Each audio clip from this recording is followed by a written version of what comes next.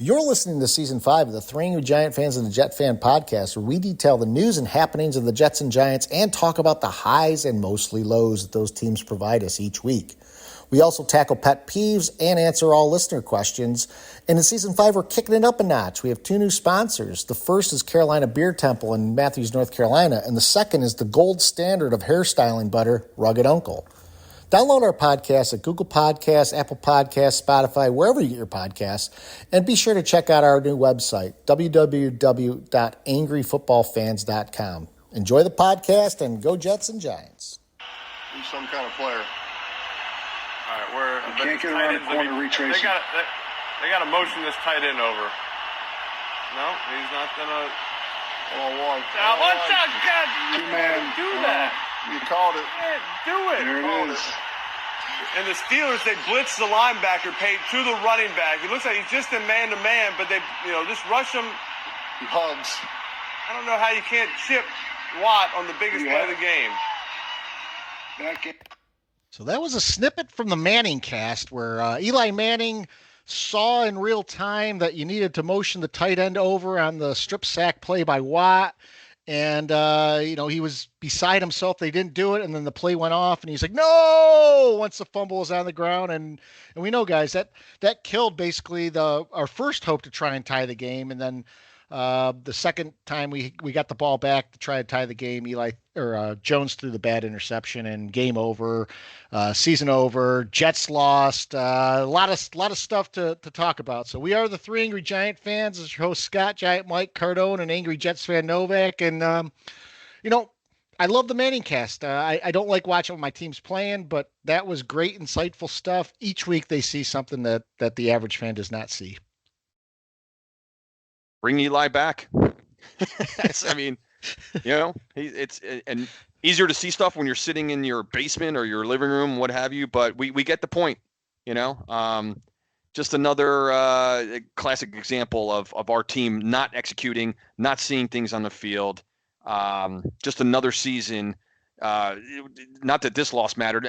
It's funny. I was, that was, Yankee game also was going on, so I had the multi-view going. But the whole night, as the Giants were in the game but not in the game, and it's again, right, Mike? It's it's my motto is just show up, lose, go home. That's it. That's what they do. That's the New York Giants, and that includes Met Death. It's not just a road game. Show up, like it's show up, take the field, lose, and then and continue with your pasta Sunday dinner. That's it. Yeah. Or whatever you have for Sunday night, or Monday night in this case. Monday night in this case, yeah. Maybe remember the last Grey Goose game we had when we were talking about Indy coming into that game, and we were all jacked up, and we said same thing, Cardo. We said this is a game Indy comes to, gets their asses kicked, and goes home. No Indianapolis team, no football team in their situation comes to play in that game. We're that team every week now. This team is disgusting, top to bottom. I don't know what else to say about them. There's nothing to say. No, it's awful. I'm just going to throw it out there right now. If anyone's listening to this podcast that knows me as like professional Novak, turn this shit off right now, because when it gets to Jet breakdown, it is not going to be pretty. I'm just going to put it out there. Well, I love the parental warning he's given. Like, my in-laws listen to this. Like, turn it off. You don't know this side of me. You don't need to know this side of me. This is the uncut version of like a movie or something like that. Like when they every year when they AMC plays like Halloween 1 and 2 with Jamie Lee Curtis. Like, oh, it's the cut version. It's not the real version. You know what I mean? Like this. Yeah, you're not going to see any of the gore. But before we go, let's continue to just bury our teams here. I sent you guys, not that you don't know this, but to see it again in a visual aid. I think my brother sent me this one. Jets and Giants 4-33 in the last whatever that 37 games in prime time combined. Think about that, guys. 4-33, like 4-33. The Giants are 2-18 by themselves, so that leaves the Jets 2-15, whatever. Some quick math we want to figure out, but we know Jones's record in prime time. I mean, again, show up, lose, go home. That's it. But yet the fucking NFL continues to throw these two losers out there on prime time. Yep. Yeah. They must. Because they want the New York market and they want to make fun of us. Exactly. Yeah, I'm getting to believe that they might just want to make fun of us. Yeah. Seriously. Yeah. I was used to go around saying that because this isn't, you could tell by the Giants record. I mean, this isn't like in the last 5 years. This is like a decades long thing. And I was always used to like blow it off when it first got started and back in the 90s and stuff and just say, look, we're always playing good teams on the road in these primetime games. Of course, you're not going to have a stellar record. Relax. This has gone too far. Mm-hmm. This is it. This is a thing now. This is in their heads. This is, Pittsburgh, good team, not an unbeatable team. I don't even remember what our other primetime games were. Dallas was so ripe to be beaten. That was a primetime game, wasn't it, earlier this year? Thursday night at home. Yeah. Dallas had been shredded on the ground, 200 plus yards. They come in, they fucking stone us for 26 yards on 24 carries. Sorry to interrupt, Mike. Please continue. No, that's it. I mean, that's it. Just some unbelievable thing has to happen. And besides that, Dallas obviously against the run, they played wonderful that game, but they were ripe to be beaten. They didn't do anything else particularly well. We were in the game most of the time. So even with that, this is how bad this week was. I'm breaking down the week 3 game against Dallas right now. That's if that tells you anything about where we are, that's it. The other game, don't forget the Bengals at home at MetDeath was the other one where they somehow stuffed us to 7 points. They had been giving up an average of 30 points or whatever, some bullshit. It's a miracle how we talk about it all the time. I was saying it on Monday night, I think, like, and somebody in the Pittsburgh secondary just blew coverage and Neighbors just walks into the end zone from the 25. We never ever see anything like that. No. We got guys getting blown up 3 yards behind the line of scrimmage on a 2-point conversion. Yeah, the most hideous 2-point conversion. I think it even topped the Washington one they did a few years ago. Remember that one where they had it was similar like that, and because we're just pathetic at everything. Whenever we try to go out of our comfort zone and do anything trickery, that's not even trickery, but it just everything the Giants do looks just disgusting. So before we break down that game further and get to Novak's alter ego, let's give a shout out. So I'm not catfishing with this one, but it's hello Manteo, North Carolina.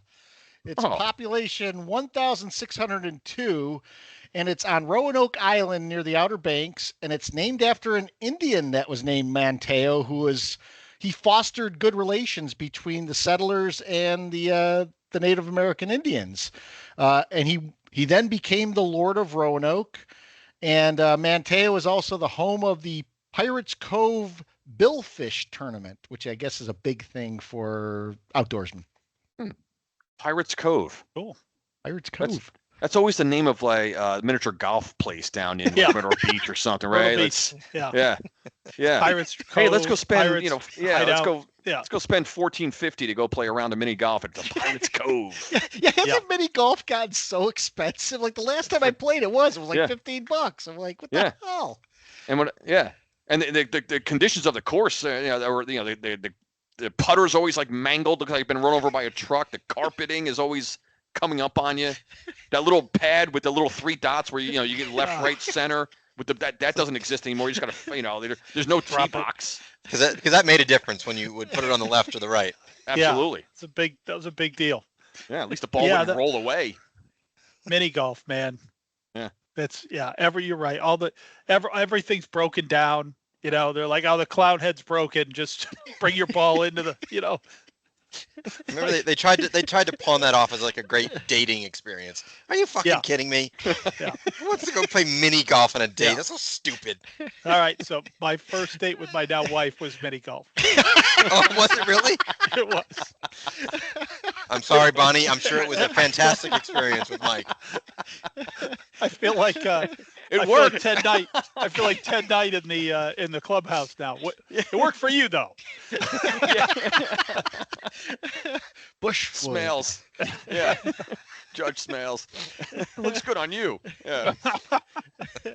So the Giants community did lose a member this past week. So Fred Riccio, known as Fred in Florida on BBI, he was at the Jacksonville tailgate that my son Chris and John Pierce, who was one of our guests earlier this year. We got to see them down 2 years ago now at the Jacksonville game, and he had cancer and unfortunately passed away at the age of 76. But longtime Giants fan, known for his tailgates and hosting whoever would come by. So thoughts for his family. Yep. Yeah, absolutely. His wife Carol. Absolutely. And so with that, we go to more bad news, and that's just the Giants and Steelers game. So, we talked about Eli calling out what happened. There was a lot of stuff going on in this game, and both from a mistake-laden stance from the Giants to officials screwing the Giants to everything else going on. So you had a number of procedural calls, and one of them wiped a touchdown off the board for illegal motion. Guys, I have never heard so much like discussion about an illegal motion penalty where Aikman was like, I don't see where there's movement. So if you don't see where there's movement, why are they calling this? I some of the things that they were calling, the Giants, by the way, ended up with, I think, 12 penalties. 9 of them were on offense. Yeah. And half of them were phantom penalties. There was a hold called on a Tracy 20-yard run where basically the guy was called for a hold because he mauled his opponent too well. Yeah. So I don't want to go. I don't want to go just on the officiating rant here, but the key plays that happened in this game all focused around officiating. You had the touchdown wiped off the board on that illegal motion penalty, and then later on the punt return from the Steelers, what they say is called every single time, and that's taking the punter's leg out, the plant leg, was not called, and it ended up being a punt return for a touchdown. But you hear that all the time. Oh, that's called every time. That's an automatic penalty. You can't hit the plant leg. Yeah. You can't discuss this game without discussing officials. And I don't like to do that. Every now and then there's an egregious call that I'll get after a little bit, but it's the propensity of these procedural fouls. Now, I'll say this before I say anything about the officials. The Giants are undisciplined and sloppy. Mm-hmm. And when they make those fouls, it's obvious. Okay, I'm not saying that these are bad calls. Probably by the rule book, most of them were okay.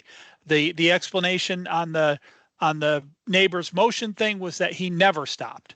So in other words, he never set himself and then went in motion. He went there, hopped, came down the line, and was still moving when the ball was snapped. So, I've been watching football a long time, never heard that explanation. I think I've seen about every call you could ever make. I've never seen that call and had it then explained to me that way. But the way they were talking about it, I have to trust Troy Aikman and Joe Buck, unfortunately, in this situation, is that, yeah, okay, that's a foul.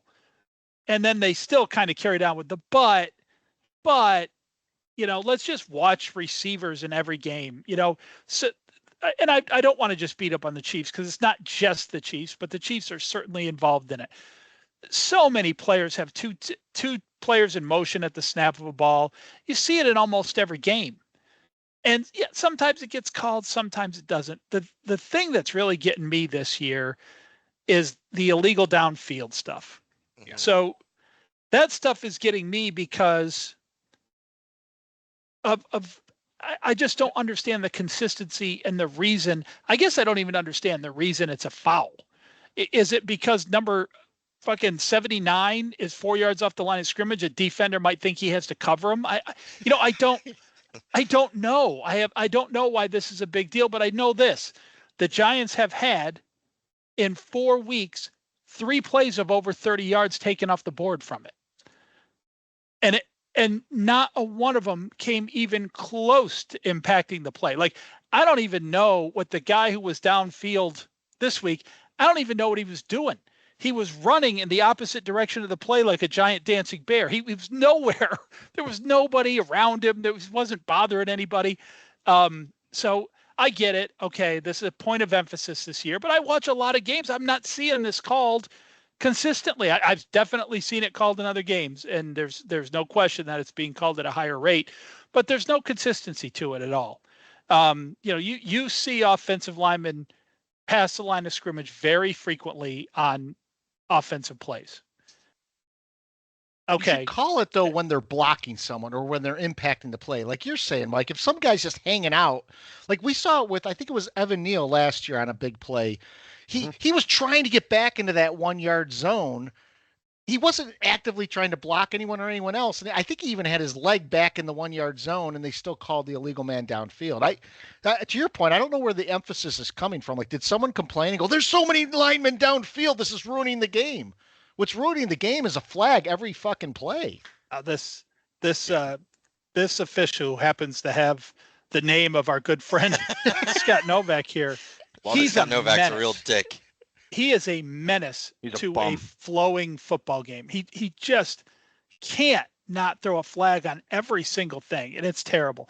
I'll close my comments on the officiating with this, because I blame the Giants already. I blame the officials a little bit. I'll go back to the Giants now. Before this game, we had 2 huge plays taken off the board by illegal linemen illegally downfield. Why is it still happening? Mm-hmm. There is not. Dable's not going into the offensive line meeting and going, "I swear to God, if you guys get called for that penalty again, I'll sit you down." Yeah. That you got to stop doing that. And I don't know why on the Giants these things just, it's never a one-time thing. It's got to repeat itself over and over and over. And it always just, it's never on an incomplete pass. It's never on a 4-yard blown up screen pass. It's on these plays that are way downfield.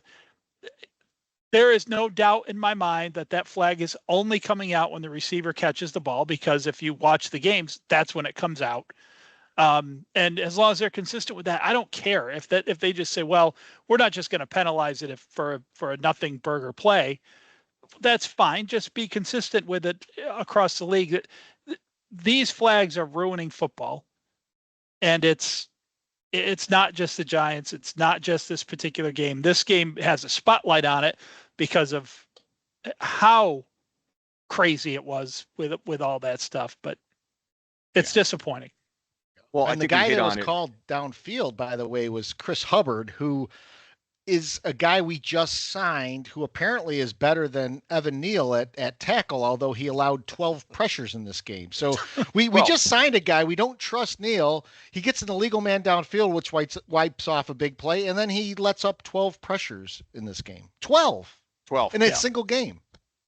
I mean, how many dropbacks did Jones have? He's allowing 12 pressures. Yeah, I mean, we've talked about it many times, guys, and I think that's what's most frustrating about the flag fest is it's this. They talk about speeding up the game and making the game just like look better from an offensive standpoint. Well, it's the lack of flow of any NFL game is just getting harder and harder to watch every single week. And what pisses me off is that each year the officiating crew, they get together in the offseason, they decide which penalty they're going to highlight. And we've talked about it. This year it happens to be this. We know it's the legal man downfield because I don't know what the average number is. They keep track of all this stuff. So I would love to know what that exact number is as far as average, legal man downfields there are so far year to date compared to years past. But great point, Mike. If it continues to happen, I could forgive a false start more than I can even a legal man downfield. Oh, absolutely. Because that just happens. Guys are gonna forget the snap count, or something's gonna happen that you can almost live with that to a degree. But this particular penalty, legal man downfield, how does the offensive line coach and all the coaching staff say, like, that one is a little bit more under your control? And that's where the coaching staff should be going ballistic on these guys if it continues to happen. So that leads me to believe that there's just a lack of coaching during the week. They don't talk about it. It doesn't get mentioned in meetings. It doesn't get mentioned at any point, it sounds like. But prior to even the no flag on the punt return, which, by the way, who gives a fucking punt returns anymore in the NFL? I mean, as the guy's running across the field, I'm like, well, someone's going to get him. He's going to run out of real estate. The field, someone's going to get over there. No, not the Giants. So, and of course they showed the. I said after the guy scored, I said, please show me the special teams coach. Yes, thank you. There he is. There's the headshot of the special teams coach. Thank you very much. But really, the game. And you think, like, Cardone, how can the game be over for you when it's a 9-9 game? But like when coming out of 9-9 at half, right? We had tied it before the end of the half. We were in this game. If you remember, guys, we got the ball to start the second half. We had a nice drive going. By the way, Tracy had the offensive line was doing well. We were running the ball and getting some really good chunks of yards on the ground. Yep. If you guys remember, the first drive in the second half, we were marching down. We get to Pittsburgh's 31. We have a 1st and 10 on the 31. And then what happens? That's when we get the fucking back-to-back sacks on Jones, and we end up going, so we end up going backwards, and we end up punting there. We don't, and right there, I said, game's over.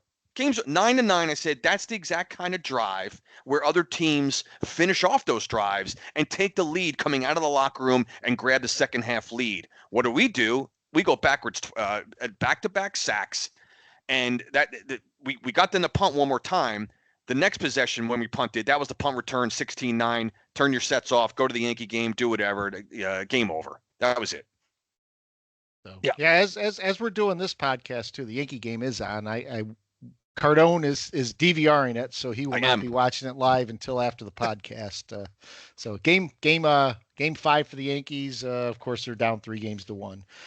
Speaking of Tracy, so Tracy was tackled and he had his head, sort of slammed back against the turf. He's in concussion protocol, so of course he is. Apparently his skull is not as well formed as those of Josh Allen or Burrow. What a joke. Yeah, no, he's a rookie, just kind of coming into his own, just like Malik Neighbors. He's sidelined for 3 weeks. There's yeah. Shut it down. Yep. Guys, we talk about player safety all the time. The NFL wants to talk about player safety, and yet their focus of the penalties, as we're just mentioning this year, is on illegal man downfield. It's not on anything that's actually hurting players. The so-called hip drop tackle that was going to be a focus. I've not really seen much about that at all. No. We're seeing a lot of guys go into a blue tent who are, fringe starters, maybe second tier players, but the superstars are still allowed to run around with abandon. That's probably another topic. But one thing that did happen during this game, Banks was benched midway through the game. And guys, we're talking about another second round pick for us. He was stopping receivers every now and then, but he's also just showed a lack of effort at times. And I think on a losing team, lack of effort is probably the death knell, because you're already losing. You might as well just put someone else in there to see what happens if you're not giving your most. Aren't you supposed to be able to scout that? Yeah, that should be something we should know beforehand. Right? I mean, the guy's giving up in week 7. Yeah. I'll be honest, though. I'll be honest with Banks. I don't see it. I don't see the lack of effort. I don't see what he did in this game to get benched while we've got a right tackle giving up 12 pressures who was not benched. I don't see it. There's been a lot of good and some great players out over the years who didn't quite bring it on every play. Everyone knows that. I don't know why Banks is so in the doghouse. I mean, this has been the talk of the year. I see him making tackles upfield. I see him defending passes. I'm not looking at the all 22 or whatever they call it. So maybe from what's the football site, Scott, that rates the players every week? PFF. Maybe PFF says he's not very good. I don't know. I don't see it. I see a lot of other holes on this team. I can't believe we have Evan Neal sitting on the bench and we're bringing guys in off the street to play. This to me is way more egregious than anything Banks is doing. Did Evan Neal ever give up 12 pressures in a game as bad as he was? Evan Neal he was not great. He was also, he played like 2 or 3 years now. Andrew Thomas looked like he was going to be a bust late into his first season. Sometimes these guys just need time. He never once in his career, I guarantee, I watched all these games. He never had a game as bad as this clown had on Monday night. I promise you. So yeah, Banks, whatever. Now we'll put someone back there who gives effort every play while he's getting burned for touchdowns. Wonderful. That seems like a great trade-off to me. So We shut the room down with that. I just, Oh yeah, just it was very good analysis. well done, Mike. Perfect. How do you follow that?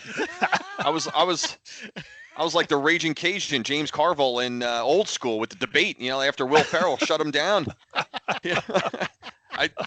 We have nothing. That was perfect. I got my giant take. You want to hear my giant take tonight?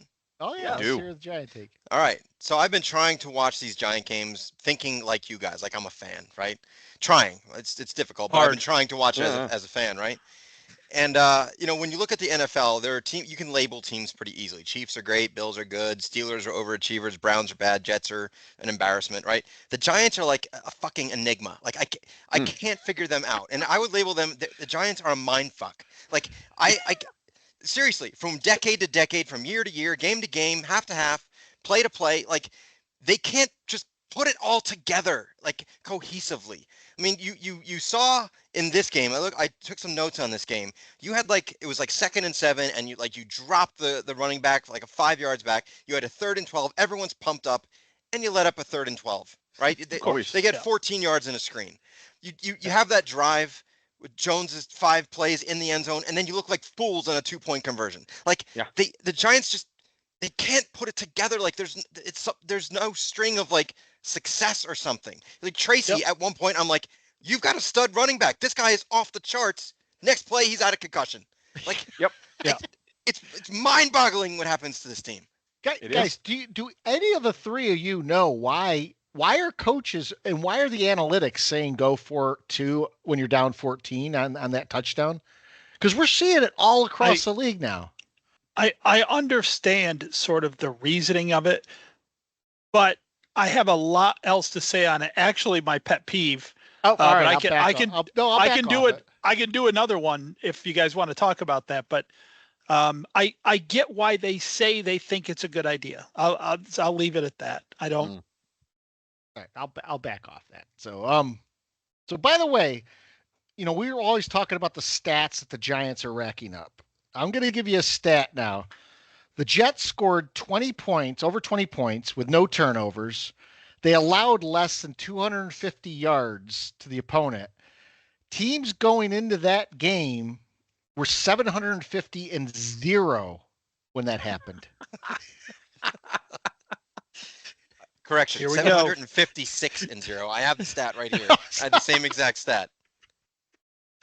That is outstanding. Can you believe that? Like how every week, either you guys or the This Jets is what we do. have The most unbelievable stats that you can ever consider. It's wild. In a way, I hate that we do this podcast on a Wednesday, because I was thinking on Sunday night after the Jets game, and Greeny said it the next day, and I freaking hate that he said it first. The Jets, 2024 Jets, and I agree with him, go down as the most colossal failure in easily the history of New York sports, maybe even in all of sports, based on what they put together and the players they put in there and the expectations and everything else. This is a fucking joke that this team is 2-6 with this amount of talent. And on top of it, so they you look at the 2011 Eagles, the dream team, right? That team pales in comparison to this Jets squad. Pales. And the whole league is laughing at us. Saleh is now coaching Green Bay, and he and LaFleur are laughing about the dick right now. No doubt. Zach Wilson is laughing. Sam Darnold is laughing. The New York sports are laughing. Everyone, Bill Belichick, New England fans, everyone is laughing again at the Jets. And I got to deal with this shit. And some notes from this game that I looked at: 3 timeouts in the first quarter. Oh yeah, 3 timeouts. Because delay a game and a delay game penalty in the first quarter. So it would have been 4 if they had 4 timeouts. Yes. Yeah. I mean, that says it all right there, man. That you're coaching, you're not fucking prepared. You're just not prepared in the middle of a game. No. Against a horrible team. And Garrett Wilson, I get on him every week. Here's a note. The NFL rules allow you to run the ball after you catch it. You don't have to fall on the ground. And Hassan Reddick, when you're rushing the passer, look up to see where the quarterback is instead of running by him. Like, this team is just a fucking joke. They can't stop the Patriots. The Patriots. I mean, now they replaced the kicker. He's missed 6 field goals all year, and you replace him now when it's too late. Like, this team is an embarrassment. They do everything ass backwards. I can't take it. What is it with That New is York crazy teams? to replace the kicker now. Yeah. Both of our What's teams. Miller? Both of our teams are down kickers, and by the way, I don't know if this is an actual or a fabrication, but Zerline had a knee injury, Yeah. so I think they put him on IR. They Oh, play yeah. us for fools on top of it. Give me a break. He had a knee injury. Get the fuck out of here. So are the Jets holding on to him? Because I literally would take Zerline over over our guy. So Imagine Jets and Giants trade Zerline for Greg Joseph. yeah, both teams Why are not? super happy. The first kicker trade ever. Was Greg Zerline, was he the one that used to call Greg the Leg, or was Greg that the another Leg. Greg? Yeah, Greg that the was Leg, him. absolutely. Greg the When he was with the Rams, Greg the Leg. Yep. And Hey, then he came went on to the scene and Dallas. He was banging field goals with Yeah. Dallas too. Yeah, was now he's the same one they called Legatron too. That's You correct. ever- yeah, okay. Yeah, but he goes to the Jets like anybody else, and he sucks. It becomes just Greg Zerline, just a shitty kicker. Forgets how to do his job and just It just goes into oblivion, and oh, God, what a disaster. Novak, did you see Matt Ryan's comments? Or did you hear? Not saying anything. Pile on, bring it, pile on. Yeah, no, nothing earth shattering at all. His synopsis was just perfect. It was sort of like the old like Danny Green in a way, just sort of like he goes, the Jets are like, this is who they are now. Like, this is like Yeah. they've done everything they possibly can. You know, by bringing in Devontae Adams, by bringing in, doing what they, firing their head coach, doing, you name it. Like, this is like, in other words, your fucking season's over. Like he said, Yeah. I don't think he wanted to say that on the air, like as he was in the studio there, but he just said, he goes, this team, you've done everything you possibly can. And it all around the dick, right? At his will and his requests and all that, and this is it. Like it's over. Like your season's over, man. Done. And here I'm looking now, like even now, like will Rodgers stay a Jet next season? Who the fuck is thinking about next season I with could care Aaron less. Rodgers? Just Yeah, go why- away, Rodgers. Go Why do away. people Go want away. that to happen at this Right. point? I don't. Well- I mean, the Jets. I look ahead like we talked about the end of last week, man. The Jets have Houston obviously tomorrow night, right? 2-7. After that, the rest of the games, maybe at Buffalo, but the rest of the games after that look winnable on paper to me. Maybe not the Rams now that they're stocked back up. They look pretty tough again. But you got Miami twice in there, Jacksonville, the Colts, the Seahawks. I don't know what they're doing now. They've fallen to pieces. But Mike, here's Um, what you have to do though, and I'm saying like when you lose to the New England Patriots, You just it lost doesn't You're matter. the team they're all saying. Yeah. It just that's doesn't a winnable matter, Yeah. right? It's Yeah. the same thing because we do this with the Giants too. When you look like, well, Yeah. they should be like, no, like not when they're losing at the with the consistency of both of these teams, the way they're losing, and we'll get to this in our predictions as far as who we're picking. I don't know who you guys got, but like, who do you see them beating? If you No lose to- one. That's what it means. Like if you lose to New England, you can lose to anybody. Yes. It's, Yeah, that's true. You're right. And they You're will. right. And I hope they I mean- do. Like, I know no one wants to tank. I do. I want to tank. I want to suck. At this point, 2-6. Guys, we talked about this last year. What is the difference between being 2-15 and 6-11? Yeah. Nothing. Eight have you- draft picks. Yes. Have you guys we looked want- at this? Have you guys looked at the standings though? So right now, like the Giants and the Jets have 2 wins, and they're like 10th and 11th right now in the draft order. And think about how bad the NFL is, and yet because the Giants and Jets are in the New York market, we're the laughing stocks. We are the ones everyone's Yes. talking about. They're Yeah, we're talking about the carrying- Jets. Rodgers, the massive foul that they're having, losing to the Patriots, and then the Giants are getting piled on for Daniel Jones looking like crap and being the worst quarterback in the league supposedly, and not being able to win on prime time. And so it's just pile on our 2 franchises for everything. Like they're not talking about the Titans being bad or like the Panthers. the Panthers being bad or a lot of teams, because there's more teams that are in that group, the Jaguars. Everyone else that's ahead of us right now in the draft order, we have 2 wins, and supposedly there's 9 teams ahead of us. Yeah. Well, I don't know if it's just this year. I mean, the Giants and the Jets over the past decade have been the 2 worst franchises in the NFL. And the reason we get picked on for it is obviously because of the New York market. No doubt about that. Definitely. The Panthers are way more disappointing than they have sold into the tank now. They are like, we are not even hiding it. We are tanking. We have a player playing good. We will trade that son of a bitch right now. Yeah. Don't you mess this up for us. I'm Deontay on the Johnson. I'm on the tank train too. I'm on the let's tank train big time, man. Why not? But you know what's fun? Like, I mentioned it to you guys. Scott, you weren't there. You know, we were watching the games on Sunday together, Novak, Mike, and I mentioned to them what my son said to me on Saturday night, which is, I'm still laughing about. It's great. We were watching the Yankee game together on Saturday night as the Yankees were going down 0-2 in the World Series. And I'm watching, you know, we were at a bar, him and I, and I'm looking all miserable. I'm barking at every pitch. Like every pitch, I'm barking. You know, whether the Yankees are up or the Dodgers are up. And my son looks at me, and then finally I asked him a question. I said, you know, Cole, I said, something about the game. He's like, I don't want to talk to you anymore. You know, I said, well, what's going on? He goes, no, you know what? He goes, you love to hate the stuff you love. Brilliant. That describes every one of my sports teams and the four of us. But guys, it's not only just our teams. It's even the league. It's the National Football League, the National Basketball Association. All the teams and sports that I watch. All I do is bark at this stuff throughout the entire game. And it's like, if anyone saw it, didn't know what I was, they'd be like, well, this guy is miserable. Just miserable watching. And then I take that, furthermore, I take that onto Monday morning when I'm watching Get Up or I'm watching First Take or when I'm listening to the sports media. You guys know where I go with that. Oh, yeah. It's I can't stand watching or listening to any of it. So I love it, but I hate that stuff. I love that stuff. I love to hate the stuff I love. It's hilarious. We all do that. Most profound thing I've ever heard. It really is. Very insightful.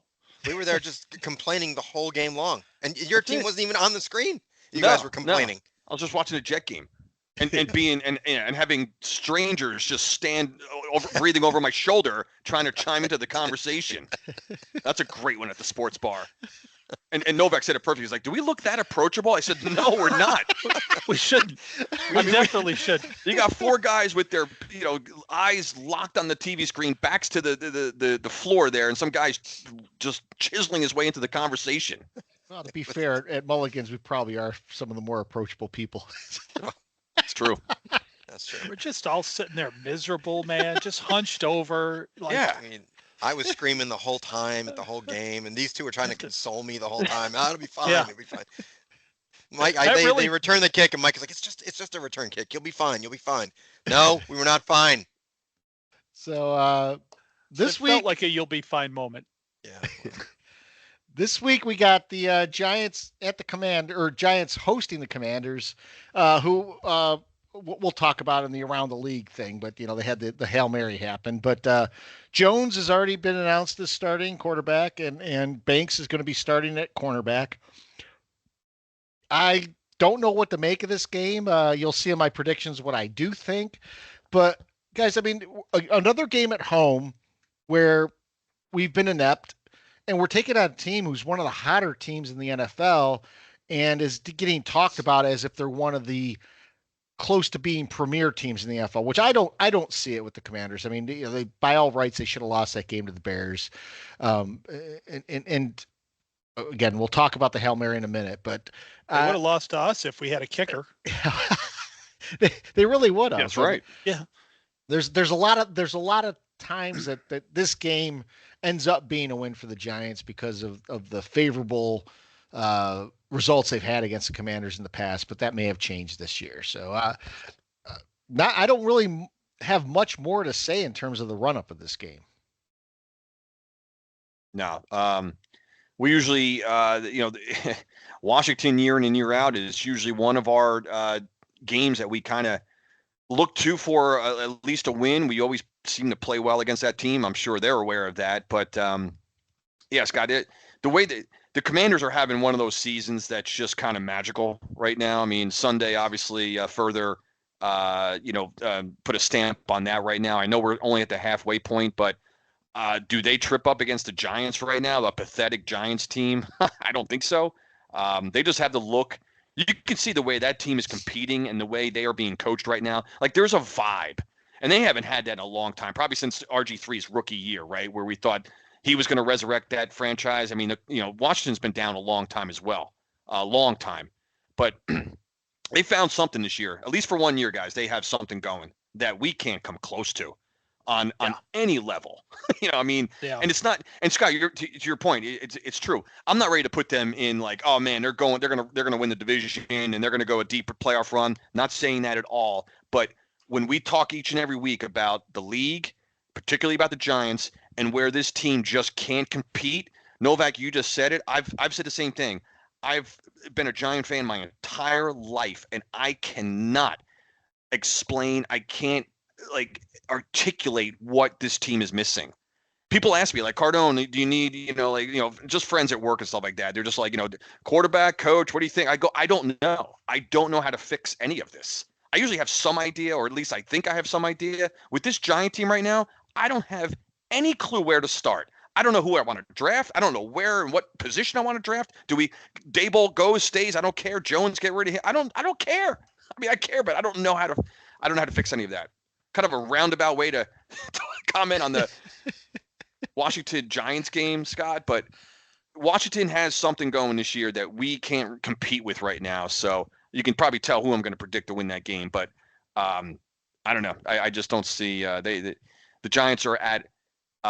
It's not even about the roster or who's taking the field, guys. I think it's just more about who has more will and reason to win a game. The Giants don't have a reason to win a game. Not like Washington. They have a lot of reasons to win every single week. We don't. By the way, I want to give a shout out to our listeners because the empathy that they showed on Sunday afternoon, I had no less than 5 texts or messages asking if we've done a wellness check on Novak. So they listen to this podcast and they want to ensure that even the Jets fan of this podcast is healthy and in decent spirits. Well, he was with Cardone and Mike. I don't know if that's a good thing. Well, no, it was. Thank God, because I actually had fun. When Cole was there too, I had a good time. I enjoyed it. You guys were like nice. You were like, "Don't worry about it, Novak. It's fine."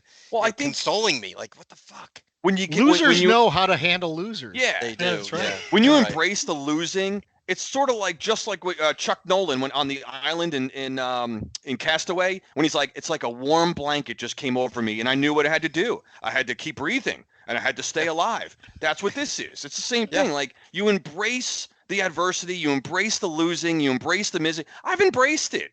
Like this run, and I'm not talking about this year. I'm talking about the last 8 years where we've been 2 or 6 or worse, and 7 of 8 of those had. So I'm just, I have embraced being a loser and rooting for a loser. Just have. I left the bar, got in the car, and I said to myself, one of them is probably saying to the other, "That poor fucking guy." We know what he feels like, I feel bad for him. He just can't have a winner. What a loser. This is a very optimistic thing to say, but it's true. It's very true, actually. It's seasons like this and spurts like this and decades like this that make the winning so awesome. It really is. But they suck to go through. They just absolutely suck to go through. It's difficult. It's a difficult thing, and go ahead. As difficult it is, it's we'll say it's stress free. I'll tell you that. It is. That's much one less thing. stress. Yep. The games are just completely stress free. I think that's the fun part that I embrace. It's the opposite. Again, it's the opposite Grey Goose game where you just go into the game drinking whatever you got in your hand, and it's just like, fuck it. Giants just fumbled on the inside the red zone. Who cares? Yeah. It does. Like it's stress free. Yeah. Because when you have those meaningful games, it's a stress fest, and you can't even breathe. Can't hardly breathe. I know. Yeah. I know. I say, of course, so many times during a football game that it's insane. You do. That is a Mike line. That is. Of course. Like, you see like a screen pass bounce off the receiver's helmet and it gets intercepted. You're just like, yeah, of course. Yeah. Yes. Who didn't see that coming? Of course. Yeah. I agree, of course, with everything. I mean, the only chance the Giants have in this game, well, they've got a couple things going their way. You mentioned the history against Washington. We just always, this is a completely different Washington team. But I don't know how you guys feel, but Cardone said it, like they have something going on this year. And that's exactly how I feel. I feel like this is a 1-year thing. I don't feel like this team is going to handle the success very well. I think they're a little full of themselves right now. I think that they think that they're better than they are. And sometimes that's good for your team to have that kind of confidence. But I know this, and I know Cardone and Cost will agree with me. If the Giants were having the exact same season that the Redskins are having right now, we lose this game. That's a good call. I mean, I see this if the Giants are sort of on cruise control and they just got a lucky win that maybe they shouldn't have, and we're just so high on everything and everything's great, and then we got a 2-6 team coming into our place, we are losing that game. Doesn't mean we're going to tank the season, but that game will be a loss. Yeah. That next game up on the schedule. You know what I actually equate this Washington team to? Not so much the RG3 year, because there's a lot of parallels there between Daniels being in his first season. I equate this to Dable's first season in New York in 2022, where the Giants made the playoffs, but no one in the league said, oh, you got to watch out for the Giants for the next 10 years. I think Redskins think that the people are going to say, oh, you got to watch out for Jaden Daniels and the Redskins for the next 10 years. But to me, this is a team that's had a blip in the radar, and again, they're not going to keep this up. Now, we don't even know if they're going to win the division, make the playoffs, or whatever, because the NFC right now is really competitive. If you look at the NFC North, if you don't win your division this year in the other divisions, you might not make the playoffs. It's flipped. Yeah. So it's going to be flipped. Yeah, it's going to be really interesting to see what happens on that front. There will not be a more insufferable game to watch than the Commanders Giants. The tongue bath of Jaden Daniels and replaying the Hail Mary 50 times during the game. You guys are going to turn the volume off. Just don't. Just don't watch it. Don't listen. Yeah. Well, by the time if Washington has the ball at halftime near the 50-yard line, they'll be like, oh, dude, can they recapture magic? So, Novak, you'll have time to digest what's happening by Sunday, because the Jets-Texans is on Thursday night. So just tomorrow night, we got a football game with the Jets on it. Yep, and I'm not watching. I won't watch. No, I'm not kidding. I'm not going to watch. And here's why. There's very few nights of the year that I absolutely love and look forward to. I love Halloween night. I do. I like it. We do our same thing with the the fire, and we get the kids coming over, candy. I watch Halloween when I come in. Why am I going to ruin my night to watch that crap team? I'm not. I won't watch them. Fuck them. Fuck them. And the only reason I would want to watch is to see what the fan response is to the Jets when they come out of the tunnel. Either they're going to boo, or hopefully no one's there, because I'm on all my Jet boards and everyone's saying boycott the game, boycott the game. Those that are going to go saying we're going to try and sell the team. That's the only reason I want to watch. I hope they lose. I hope they get destroyed. All the Halloween puns the whole night. I'm over it. Don't care. Not watching. By the way, we're recording next Monday rather than Wednesdays that we usually do. So I'm pretty sure when we asked Novak on Monday, did you watch the Jets game week? Yeah, I watched it. Of course. I say that. Somehow. Oh, God. I probably will. Yeah. You're right about everything, of course. But you'll watch it. But the Halloween puns, the camera going around looking at God knows what kind of costumes we're going to see tomorrow night. It is going to be just a horrific, grotesque, awful viewing experience tomorrow night. Awful. And I'll tell you what, the Texans are much like the Commanders. The Texans are ripe for the taking too, I believe. I don't know if the Jets are in that mindset to be able to do it, but Devontae Adams supposedly gave a very impassioned speech last week before the game, and it didn't do much good. So, he's in the locker room now. You got Garrett Wilson there. You got Rodgers. This thing could implode. It's going. It's good. It already has. The shit's over. What are you talking about? Oh, come on. This game's a joke. No one's going to watch it. No one cares. It's in the middle of imploding.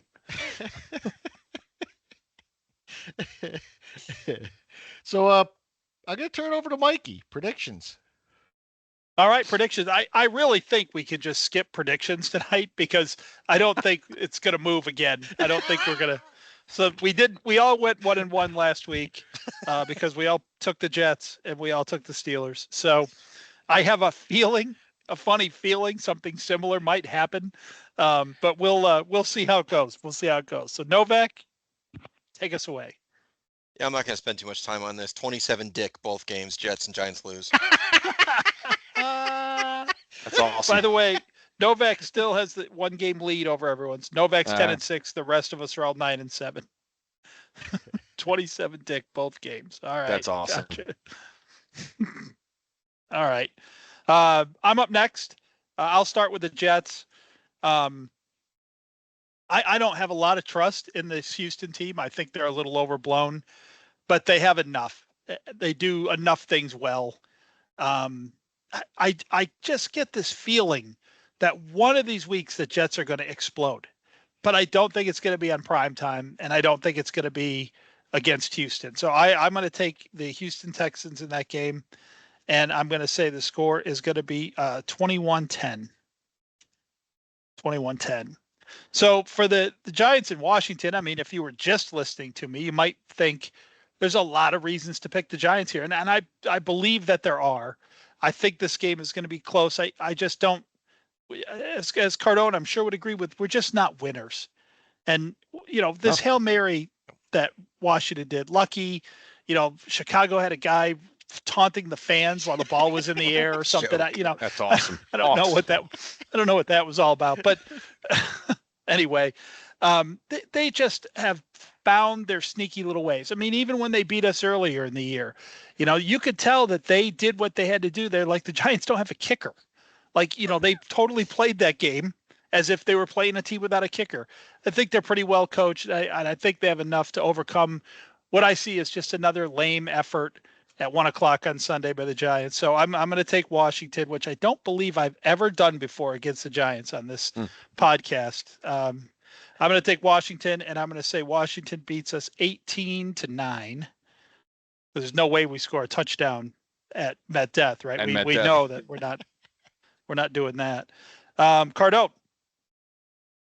Yeah, this is going to sound like a repeat here, but I'm going 4-33. Both we highlighted this earlier this evening. That's going to go 4-34 tomorrow night. So that's the Jets and Giants combined in the last 37 games in prime time. So the streak continues tomorrow night. No way the Jets are pulling this out of Met Death. Halloween night, they're not going to be the ones laughing into the spooky night or whatever whatever pun you want to throw out there. So Houston takes it 28-20 tomorrow night. And then, same thing, Mike. I mean, it's as I'm just going 0 for Met Death. Until these teams can do anything at home. I mean, I want to continue. I'm not just doing it just to stay trendy here, but I don't feel like the Giants are going to win this game just for the reasons we just spoke about. With Washington, they got something going. They just have so much more meaning and going. I agree. This is the type of game Washington could trip up. I just don't think they do because the Giants, the enigma that they are, as Novak highlighted earlier, they don't know how to win. This Giant team doesn't know how to beat anybody. They certainly don't know how to win at home.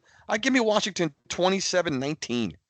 I guess I do have the Giants scoring a touchdown and a bunch of Joseph field goals, all from fucking 21 yards out because they can't get in the red. They can't get a score in the red zone. The thing that pushed me over on that, Cardone, and you were just all over it, and I think is Washington could trip up here, but still win. Right. That's like Washington could go out there and play probably their worst game of the year and win by 10 points. It's absolutely that's how bad I'm looking at this right now. Yeah, that's what Giant opponents do. I sort of think about that. I mean, Pittsburgh ended up, playing a pretty good game on Monday night, but for a little while there in the first half, I'm like, Pittsburgh's not doing it. Like they just have to be there. They just have to be on the field. They get a win. Just be there. Just occupy. Just put 11. Throw 11 out there. Yeah, exactly. And see what happens. Just be on the field. You get a W. Yep. Scotty. So I'm looking at this from a little different angle, and you'll probably hear this a little bit later here, but. Jets and Texans, it's a Thursday night game, kicks off the week, Halloween week. And we know the last couple times the Giants and Jets have both played at home on the same week. Neither team has done anything at all. A lot of money in this game is on the Texans right now. And I see that playing into into this, just like last Thursday night's game did, and I'll talk about that during our Around the League look. Houston doesn't have Stephon Diggs. He's out for the year. Nico Collins is out. They don't have their top weapons. So I'm calling this. The Jets are going to win this game. Wow. It's not going to be a pretty game. It's going to be an ugly game, but they're going to win 17-16. Wow. And then in the Giants Skins or Giants Commanders game, whatever the fuck you want to call them, this is going to be one of those games. Giants are. It's gonna mirror what happened in Pittsburgh. Giants are going to look okay. They're not going to be able to get in the end zone. They're going to make some mistakes. This game's going to end up 21-13. And at one point it'll be 21-7, and Dable will score a touchdown, and Dable will do another one of those stupid things where we go for two to make it 21-13. And so we're scoring 2 touchdowns. So the good thing is we're scoring at home, but we're going to lose. I will also accept the missed extra point for that 13. By the way, you don't. This isn't like pool. You don't have to call your shot. The score is good no matter what. I will say this: Joseph looked pretty solid the last game. So he's been a little up and down. There's been 2 games I think where he's hit some good kicks, and then there's he was terrible in the Seattle game actually. Or no, that was a Cleveland game. He was awful in the Cleveland game. I knew he was bad in a win. Someone else this past week, it might have been Dallas. They were down 2 scores, and they tried to do the whole thing where they go for a field goal before they get the touchdown, and they missed the field goal. I can't remember. It might not have been Dallas. It might have been someone else, but it was on Sunday. It was on Sunday afternoon. Somewhere, Riverboat Ron is saying these guys are all following me. These guys are, Yep. I was the originator of all of these things. I was the big risk taker. So look around the league. I mentioned it just in that last recap here, but the 2 bookmark games. The week started with the Vikings Rams, and it ended with the Giants and Steelers. And the Giants and Steelers game was a flag fest. Giants again 12 penalties. Steelers didn't have that many, but again, Scott Novak was calling penalties on inconsequential shit. Well, when the Rams and Vikings played, between 80% and 90% of the money was on the Vikings to cover that from a Vegas standpoint. And if you guys watched that game, I think there were 4 times on 3rd down drives were extended on penalties, defensive penalties on the Vikings that were iffy at best. And then down 8, from the shadow of their own end zone, minute and a half left, no timeouts. Darnold is sacked for a safety with his head getting ripped off. And first off, the ref missed that was staring right at it. Second off, how do you not remedy that? It's a scoring play, so you review it. How do you not remedy this with the eye in the sky or whatever, saying, well, you know what, the guy's head got ripped off by a face mask. And I would be livid.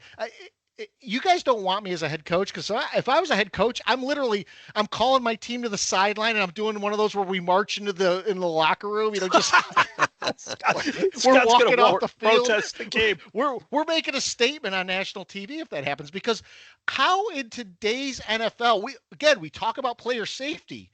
A quarterback's not just had his face mask ripped off, but how do you hit him in the face mask without touching his head, which is supposed to be a penalty in itself. So, so when Darnold gets up from that, and he's doing the whole thing where he's grabbing his face mask, looking at the ref, and the ref's giving him the shoulder shrug, like, no. Yeah, I would say other than the Saints Rams playoff game when they had that pass interference where he knocked him out, that was the most egregious missed call I've seen in my life.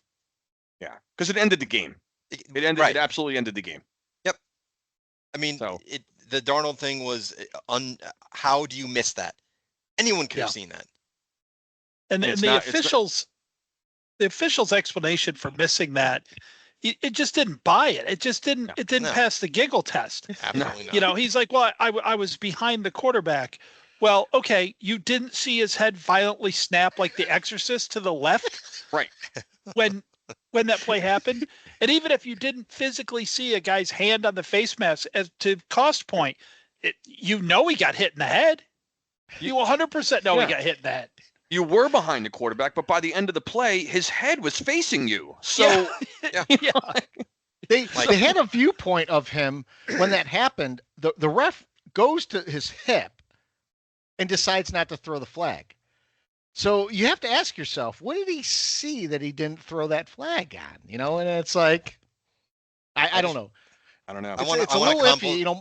Mike always talks about the gambling aspect. It's a little iffy that all the money in that game was on the Vikings, and there were several questionable calls on the Vikings. I want to compliment Mike on an excellent Halloween pun. Well done, Mike. Which The one? Exorcist. The Exorcist. Yeah, I went there. And then he let all his other officials off the hook by saying, well, of course they were downfield looking at the offensive line. And it's like, oh, a back judge has never called holding. Oh, a back judge has never come running in with the late hit out of bounds, or never come in on the roughing the passer. Yeah, those guys upfield, they can't see over the offensive line. Obviously.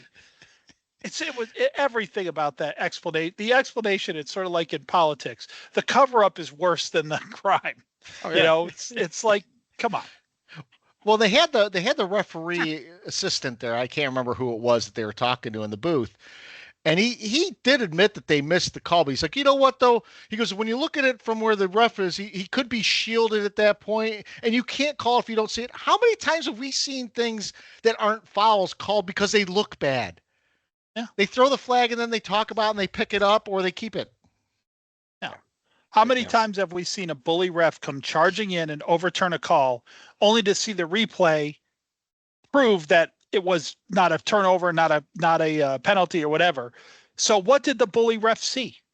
If it didn't happen, you can't have seen it. Exactly. Well, and I know our Cowboy friends, Coons and Peacock, were going ballistic over this, but there's a similar play in the well, not a similar play, but similar situation where San Francisco ran an obvious pick play that freed George Kittle up for a walk-in touchdown. One of those we talk about where he's going backwards, just catches the ball, no one within 10 yards of him. 2 flags come out on the play. The refs get together for like 10 seconds, come back and go, there is no foul for offensive interference on the play, touchdown. And guys, I don't know if you know this, it was tight end day. National Tight End Day, which is a made-up fucking day, but National Tight End Day, and George Kittle, guess what, is a tight end, and he caught that touchdown pass, and they let it stand. And if I'm a Dallas Cowboy fan, I'm livid because it was clearly offensive interference. They even the ref they brought in, I don't know if it was Mike Pereira or whoever, was like, well, you might be able to see that he's blocked into the receiver there. And Chris Collinsworth actually chuckles. He said, he goes, well, if that's a legal play, he goes, I'm going to tell you, there's going to be a lot of stuff that goes on from here on out. Yeah. Yeah. Good observation there. Yeah. Rarely does it happen, but he nailed that. He did. Because he was talking to Mike Pereira. He's laughing at him almost. He's like, if that's a legal play, that changes the entire NFL. Of course. The whole league is different. My question is, did the Giants even celebrate Tight End Day? Because I don't know, do you have one? Actually, the last drive, Theo Johnson had a couple. Theo Johnson made a crazy catch. Yeah. Yeah. Of course, it led to no points, but nonetheless. Right. There was something like 9 tight ends that caught touchdown passes. 2 of them had like multiple touchdown catches, and I'm thinking to myself, on this made-up day, we're allowing tight ends now to score. I mean, it was almost like it was like a league mandate. You have to let the tight end score. Isn't that so NFL? It really is. Right? Why are there other positions? Is there right guard day? I don't understand. Like, Giants don't celebrate that either. Is there edge day? I don't understand. How does the tight end get its own day? There's how many positions in a fucking football team? Yeah. Right? Like that's green football team day. Like I would like that. I don't know. The Jets get to win. With your luck, Novak, the Jets would play the Eagles that day. Yeah, exactly. Yeah. We touched upon it because it's been replayed probably thousands of times already, but the Hail Mary. And to Mike's point, there's footage of the Bear player pointing to the crowd, and the crowd's actually telling him the play is in motion. He runs to the play. He's actually the guy that gets his hand on the ball that tips it up to sends it backward. But here's the thing that gets me about this play. Everyone's talking about what an incredible play. It wasn't, of course, it's an incredible ending. But everyone's talking about the amount of sheer arm strength Jaden Daniels had on this play and how he placed the ball perfectly. And if you look at it, the ball literally goes to like the 2-yard line, but people batted it up in the air and it goes to the commander who's just standing by himself in the back of the end zone. If anything, that was just a shitty job by the Bears of not covering everyone and just knocking the ball down rather than letting it happen. I saw some cell phone footage of that from someone with really good seats down there. And when the ball went in the air, like the entire crowd yelled short. Like you could hear people yelling short. Like, I don't know if that was the players or the coaches or what, but come on. And this could be a pet peeve in and of itself. And I should probably save this because it's a pretty good one. But you ever notice on a Hail Mary, when they ask the team about it later, they're like, oh, we practice that all the time. Like they try to make it look like that wasn't luck. Bullshit. Every Hail Mary's lucky. Of course it is. I think John Elway threw it like 60 yards at a frozen rope one time. That wasn't lucky, like almost knocked the receiver down when he caught it. But, Oh yeah, we draw it up and, we're trying to get a guy in front and back. It is chaos down there. Nobody knows where they are. Think about the way the fortunes have changed, though, just from a team, like the perception of the media from a team changing the quarterback, though. This has nothing to do with the Commanders game now, but Deshaun Watson went out and Jameis Winston came in, and now all of a sudden people talking about the Browns as if they're going to be an offensive juggernaut going forward. This kind of stuff always makes me laugh. It's sort of like the Tommy DeVito effect that we saw last year. Winston made some really bad throws in that game. They did win the game, and he threw a touchdown pass to win it. But you know what? Joe Flacco did that last year too when Watson went out. No. These guys, Jameis Winston and Flacco, and these other guys who come in when your quarterback is completely ineffective. These guys they bring in on these teams, believe it or not, other teams have capable NFL backup quarterbacks who just come in and just stick to the playbook, do what the coaches ask. The coach tends to bring the game plan down a little bit. Amazing things happen sometimes when you simplify things. I think that has more to do with it than if Jameis Winston really is this much better than Deshaun Watson with the same playbook and everything, then the Browns coaching staff should be fired today for not already having him in the game. Well, we did have, speaking of Joe Flacco, we had another interesting situation, and our friend Ingrid she had a question about this, but we're going to address it right now. Anthony Richardson taps out after a scramble. You think he's hurt because he hits his helmet and then leaves the game for a couple of plays and then comes back in. Now he's benched, and he's benched indefinitely. But good. Have you seen a quarterback tap out of a game? I don't think I ever have. Of course Never. not. No. No. This is where we are, guys. Come on. This isn't more symbolic of the NFL right now. I don't know what is. And you know what's amazing about that? Had Richardson, like, he had he just said, it could have been lying through his teeth, but nobody would have known. If he had just said, you know what, I was running on that play, I felt something tweak, something didn't feel right in my leg or something like that, and who's going to question that? Nobody. No. This guy doesn't realize by saying that you're just tired and you fucking were running around on a couple consecutive plays, scrambling around, you're going to just admit to your teammates. Orlovsky, who, so they were breaking this down on Monday morning. Orlovsky, said it, I thought had one of the best comments is like, how does this guy go back in the huddle then, and look his offensive lineman in the eye, on needing a game-winning drive. I need all of you all in right now. Let's go. One last drive. Leave it out on the field. Do everything you can. He's lost respect of his teammates forever. Orlovsky's a tool, by the way. But I don't know if you saw what he posted 2 days ago. He is a tool. He said that's a good comment, though. He said Richardson's stats were a lot better than a player who needs to be benched. He should be starting. Oh. So he Give me a went back break. on what he said before to say that didn't he even should hear be that. starting now. No. Yeah. Well, I take it Yeah, back. if you're a coach, you lose the locker room if you don't bench the guy. Yeah. I mean, Yeah. come on. Yeah. Orlovsky he's just such a stat guy. You know, he even like his gut feeling was this guy might have just ended his career, but 2 days later he's looking at stats. He's like, "Wow, this guy's," you know, Richardson is like Justin Fields. Great, your stats look wonderful. Look at your rushing yards. That's fantastic. You're not a quarterback. Get out of here. Get out of the bench. It's because Orlovsky probably got a call from the NFL. That is a guy you're not supposed to shit on. Yeah, just so you know. he's an untouchable. You better make up for that, Orlovsky. He's an untouchable. That's a young star. Can't. You know, old school quarterbacks would, you know, they'd have gone back to the huddle, sucking wind, and the coach would have called a play that had them running or rolling out, and they'd have changed it to a run in the huddle and just said, "No, we're going 36 off tackle right here for a couple plays until I get my wind back, and then we'll." McNabb would have just thrown up. Yeah, yeah. How do you think McNabb feels? That dude's throwing up on the That's field right. while he's running the clock out on his own team in the Super Bowl. So this time of year, especially next Tuesday, Uncle Sam is at the forefront of our election cycle, but he is always wearing that damn hat. So let your hair down, Unc, and have the confidence to do so by using the gold standard of med styling butter, Rugged Uncle.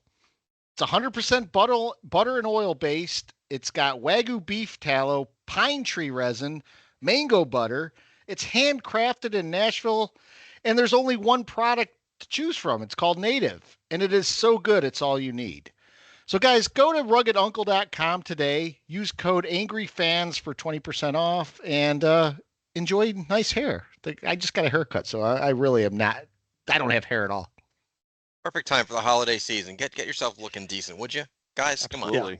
And if And you're it- female listening, It's a great get it for Christmas your gift too. We're not, significant other. we're not too Absolutely. far away from the holiday season. You got people on your, on your list there, your gift list. Yep. Grab some Rugged Uncle. No doubt. And Uncle Sam, by the way, he is a Rugged Uncle guy. I had to Google pictures of him after Scott said that. This guy's got awesome hair. You can tell under the hat that Uncle Sam has great hair. You're right, Scott. He should ditch that hat, get himself some Rugged Uncle. We need an updated Uncle Sam. Uncle Sam with Rugged Uncle. That would be awesome. He could That's rock out with the Nashville Elite. Yes, absolutely. Yeah, you can tell he's got like it's gray, but it's like flowing out from under the hat. I mean, it's a good head of hair on Uncle Sam. Get rid of the hat. So, by the way, I did segue out of the around the league before you guys had a chance to opine. Did you have anything from around the league that I missed? No, real quick, I just wanted to mock the Serpers. I mean, what are they doing? Trading a wide receiver to move up 3 spots in the draft? What a bunch of morons! It's the worst run. Mike and I called it at the live pod that this is going to be a historically bad team, 2-15. I think it's dead on. Oh yeah. That's actually a great point. So David Tepper traded Deontay Johnson, who they just traded for this year. So the guy hasn't even played 8 games for them, and I think he's been hurt, so maybe 6. And they gave him to the Ravens for a 5th round pick, but they gave the Ravens their 6th round pick. And the way it stands today, there's a 3 pick difference between those. Now I think there's going to be it may change because of the standings. It also may change because of compensatory picks, I think. But still, as of today, the Ravens got a guy for a flip of 3 picks. Yeah. You know, if I'm an agent right now, you know what I'm saying? Listen, go get your money from the Panthers. They'll trade you in 7 games. You'll play for a winner then. Yeah. Because these morons. So true. If the Panthers were a fantasy football team, you'd kick them out of the league. Yes. They made Chicago better. It's like collusion. Now they've made Baltimore better. That just San stop. Francisco. The Christian San McCaffrey. Francisco. San Francisco. But sorry, I they didn't mean- make the Giants better with Brian Burns. They were supposed to. They tried.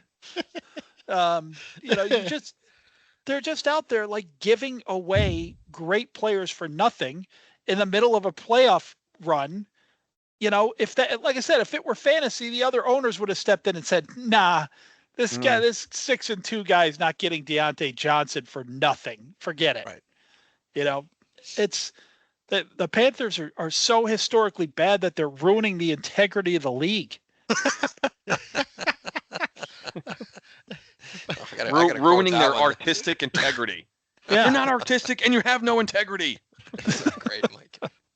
By the way, my buddy's at the Yankee game. He just sent me a picture. 2 rows in front of him is DeVito's agent. What is it? No. Oh, that guy. Sean Stiletto or whatever his name is. Oh, He's dressed up in the top hat and the black suit.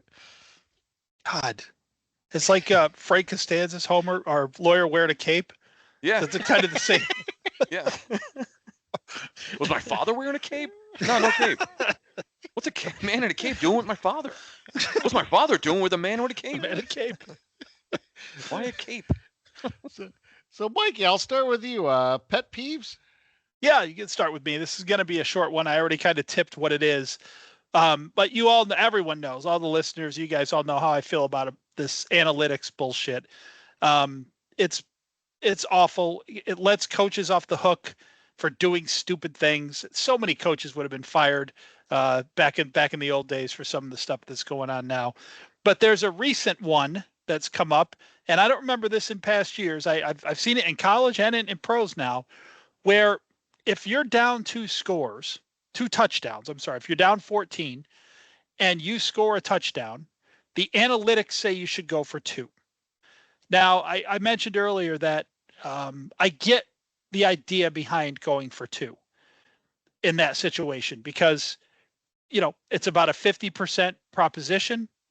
If you go for it and make it, you have a chance to win the game with your next touchdown. If you go for it and miss, odds say you'll get it the next time, right? That's the idea behind why that's a good thing to do. Here's why that blows up.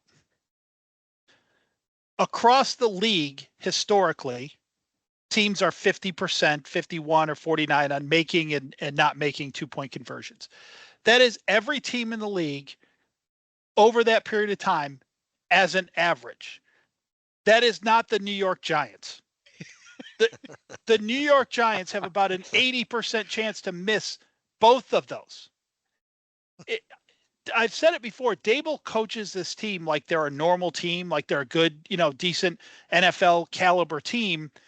And he shouldn't. You've got to know who you are.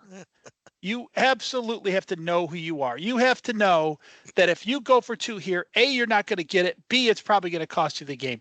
Thank God in this case, it didn't cost us the game. Enough happened after it to blow it up. But this, if you're the Chiefs, sure. Right. Yeah. Why not? And maybe Chiefs is a bad example because their offense isn't playing well. But if you're a team with a really good offense, that might be a good strategy for you. Because if you look at let's just look at 1 year. If you look over the course of 1 year and the league average is 50% on making those, this is what analytics does not take into effect in any of their, analytics say go. By the way, does it ever say analytics says don't go? Have you ever seen one? Right. Not once. I've never seen one. No. Yeah. No. But Don't even think about it. What are you doing, coach? No, never haven't seen that. Punt. Yeah. No. Yeah. So where was I? Yeah. So it's 50% over 1 year for all the teams in the league. That doesn't mean every team is 5 for 10 every time they go for them. That means some teams are 7 for 10, and your team, Brian Dable, is 2 for 10. That's how stats work. And I had no idea how to say that before about analytics, but this particular analytics tool, this going for 2 when you score a touchdown to be down 7, this turned on every light in the room for me, and I see it very clear now. That is the problem with analytics. Analytics says go for it because you have a chance to make it league-wide over the history of the league. You're not the Carolina Panthers, you're not the New York Giants, you're not the Jets. That is why analytics needs to be thrown in the garbage unless you have an elite offense. I can see using it if you have an elite offense. I have to ask this because I've been following this since we've been seeing the trend. So, for the last probably little bit over a year or so. Yeah. Has it worked for any team? I have not yet seen it work. I've never seen it work. I've never seen it fail either. It seems like every time that it happens, it's so early in the game that 100 other things happen where you're just now down 3 points instead of 4, or down 3 points instead of 2. It makes zero sense, and I'm done with it. I mean, the probability of coming back from 14 points isn't likely anyway, but I'm trying to think of a time when it's actually worked, where you've gotten the 2-pointer to start and then you kick a extra point to win the game. I haven't seen that happen, at least in the games I've watched yet. No. And when it does, it's not going to be the Giants, Panthers, or Jets, or Browns that are doing it. It would be great, though, to get to a point where, like, someone runs back the opening kickoff and the stupid commentator says, well, analytics say go for the extra point here. Like, when are we going to stop with it? They only trot that, the analytics say, when it's controversial. Like, they never use it on a normal kick the extra point or kick a 27-yarder instead of going on 3rd and 15. Well, that's like getting a Tyreek Stevenson apology, the defensive back on the Bears. He's apologizing because the Hail Mary fucking worked. If it didn't, if it fell to the ground, he's not apologizing. No. Yeah, it's not controversial. You're not right. It's the same bullshit. You're not same exact thing. You're not fooling us. Yeah. Yeah. If it didn't work, he'd have said, "No, man, I was baiting the quarterback. I wanted him to think I wasn't paying attention." Or if not only that, it would be praised. Like, look at Stevenson, man. He's so confident. He knew that play. The Bears had that game locked up, man. What a winner. Yep. Novak, pet peeve? Yeah, so look, I don't know how much more pet peeves and anger I can find about the NFL at this point. So I'm going to go away from the NFL just because I need something different, because the NFL just sucks. Last year, I wasn't as angry about the NFL, and I think it's because I was really into college football last year. I loved it. I loved every minute of it. And I think there's a couple reasons personally why I'm not as into it this year. App State sucks. ECU sucks. The Mets were in it for a long time. So I think I haven't been able to get into it. But I think, and I texted you guys this, I think college football is at a crossroads here. And I'm angry about this alignment crap. Because we should be in the heart, almost near the end of the season, where our rivalries are coming into play.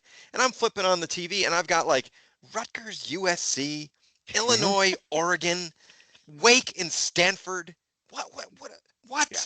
Like, college football right now should be Mississippi State and Arkansas and Auburn and someone, I can't think of all the different matchups. Michigan, Iowa, right? Real core rivalry-esque type games, and we're getting this crap out here. And on top of it, Coons told me this stat, which I couldn't believe this is true, but it is. Oregon, ranked number 1 in the country, undefeated. There is a path that Oregon won't play in the Big Ten championship if they go undefeated. How can that be? And are number 1. How can that be? There is a legitimate path, because it next goes to common opponents. And if Penn State and Indiana both beat Ohio State by more than 1 point and they end up undefeated, Oregon is not in the Big Ten championship. The Big Ten championship. They got to fix this. How fucked up is that? What are we doing with this? What are we doing? So my pet peeve is what college football is now. Maybe I'll like it when it gets to the top 12 and those games. But that is lost. The regular season, which was so great about college football, has lost its luster for me. I can just see, College game day being at Stanford going, we have this legendary ACC matchup of Stanford versus SMU. SMU. Yeah. SMU. Is that not happening? Yep. And then they do, when the Redskins change their name, we've talked about this before on the pod, but they act like it was never the old name. Right. That yeah. The Giants in the history of the Giants and Washington rivalry, the Giants are 75-68 against the Commanders. No. We actually probably have a losing record to the Commanders. Right. Yeah. Legendary ACC battle, Stanford and SMU. Rivalry week. Yeah. The standing war. Tree against the pony. Good stuff. Oh, man. Cardone, pet peeve? I will stay in the NFL for my pet peeve, and it's a game that we've already talked about, and it was probably the most ridiculous. I'm going to stay with this Washington and Chicago ending, but not the Hail Mary, right? It's the what I saw. Did you guys see? My pet peeve is clueless head coaches, man. Clueless head coaches. In an interview, did you see Matt? Is it Eberflus? Eberfluck? I don't know how to pronounce this guy's last name. I don't really care.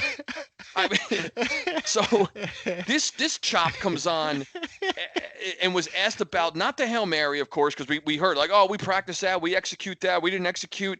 No, asshole. He was asked about the play before, and for our listeners who might not remember, we've talked about this on the pod many times. It's always it's like in hockey, the pass before the pass to set up the goal. In football, the play before the play to get the first down or score the touchdown, whatever it is. We talk about it all the time. When it's 3rd and 13 and a team gets 12 yards and then it's 4th and 1 and then they fucking do a tush push and next thing you know the drive is still going. It's that fucking play. So Eberfluck was asked about Washington had a 1st and 10 at their own 35 with 6 seconds left and no timeouts. And this guy, not only does he have his players, with their back to the field, jawing with the stands, with the crowd, these guys are 50 yards downfield sending a 3-man rush. Instead of a 3-man rush, why not just send a fucking 0-man rush at that point and just have 11 guys back? You don't have to have anybody up there. Point. Guard the sidelines. Yeah. They allow Washington to complete a 13-yard out to McLaurin to bring the ball now up to the Washington 48. So you guys were talking about the arm strength of Jaden Daniels and all that. Well, he shouldn't have been at the 48-yard line to begin with. And my pet peeve, to wrap all this up, is when the head coach was asked about that play, he goes, "Well, those yards really right there don't really matter." He says that he actually said this. Matter. You didn't hear this, Novak? He said he goes, well, that didn't really matter. Didn't matter. Well, how do you think they got to midfield and how the ball reached the fucking goal line on the next play, Eberflus? What are you talking about? This is how dumb all of these people are. And we're the ones losing sleep over this stuff about our teams. Isn't that? Get the fuck out of here, guys. If you have a head coach in the National Football League telling the media and the fans and everybody else that didn't matter, then we got bigger problems than anything that goes on in this league. When you have a head coach who doesn't realize the significance of those 13 yards with no timeouts, if you remember the week before or 2 weeks before, Minnesota was in the same situation. There's always teams in this situation with the Hail Mary. What did the Lions do against Minnesota? They rushed like 5 guys and sacked Sam Darnold's ass before he could even put the ball in the air. In a 2-point game, boom, game over. This guy's got 11 defenders floating around, walking around 80 yards down the field, allowing a 13-yard pass. It's incredible, guys. These head coaches, they're losers, and they're just losers, man, and they're clueless. And to hear a head coach say a play before that Hail Mary, say it, those yards, he literally said those yards, 10, 15, whatever it was, they don't really matter. They don't matter. There you go, guys. So he thinks one of 3 things. Either A, the fans are dumb, B, the media is dumb, or I'm dumb. Because how can you make that statement? Exactly. Right? I mean, he's saying he's smarter than us. Like if you're not smart enough to realize that play doesn't matter, Mr. Fan. You don't know football. You're not intelligent enough to know. Right. Okay. Because you don't rush. Because he would have made the same play running from the 10-yard line, throwing from the 10-yard line. Yeah. Right. He would have done the old multiple, lateral play. Exactly. Changes the whole play. But guys, 6 seconds on their own 35. You could align 11 guys on the sidelines. You could have 6 guys and 5 guys on each sideline. Allow them to throw a ball in the middle of the field, and you can fucking stop that play, and the game would end. The game just ends. 100%. It's unbelievable. It's not even the Hail Mary. It's that play. He doesn't matter. That didn't really matter. I lost my mind hearing that. With the 15 yards, Jaden Daniels still could only get it 5 yards before the end zone. That's right. So the extra 15 don't matter. Like that tip is going to happen, and instead of going 2 yards to be caught, it's going to go 20 Yeah. in the air and be caught, apparently. So in other words, yeah, that ball's being tipped around the 17-yard line instead of the 2? Exactly. Yes. Yep. Yeah. Yep. We're not. I guess I'm not smart enough to be. I was like, okay, well, yeah, the coach. He's that makes a lot of sense, coach. So you're right. It's really about the execution on the Hail Mary. Okay, all right. I love that the Bears are finally, scrounging around 500, and they're 4-3, and they've been playing well and all this and that. They're still in last place in their division. I know. I don't give a damn love about it. the Bears at all, guys. But I hope the Bears miss the playoffs by one game. These are the things I think about come playoff time. I hope the Bears miss by one game. And obviously, what's the game we can point at? There you go. Yep. The coach will say that game didn't matter. Yeah, that didn't matter. You know what's incredible too about that game? That game kept the Vikings from being in the basement. Wow, really? Yeah. So if the Bears had they all won would have been that 5-2. The Vikings statistically would have been in the basement in that division. Incredible. Yeah. That's crazy. So my pet peeve sort of it piggybacks on a little bit of what we were talking about earlier with the Giants, and Mike called the Giants undisciplined, and they have been at times. This also to me is going back to the Minnesota Ram game too. So my pet peeve is the lazy narrative that happens when these teams make penalties. And we've talked about it before.